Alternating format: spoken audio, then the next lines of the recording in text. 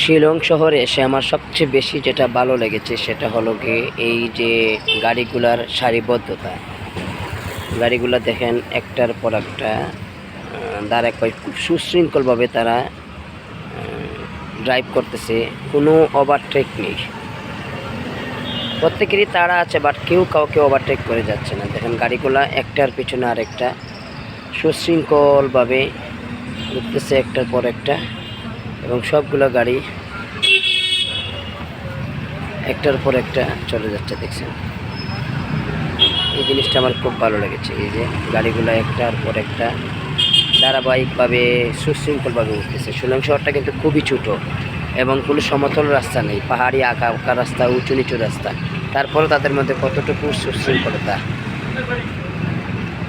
একটা সভ্য সমাজের এটাই সবচেয়ে বড় প্রাপ্তি, যে গাড়িগুলো, এই দেখেন গাড়িগুলো, কতগুলো গাড়ি একটার পিছনে একটা দাঁড়িয়ে আছে।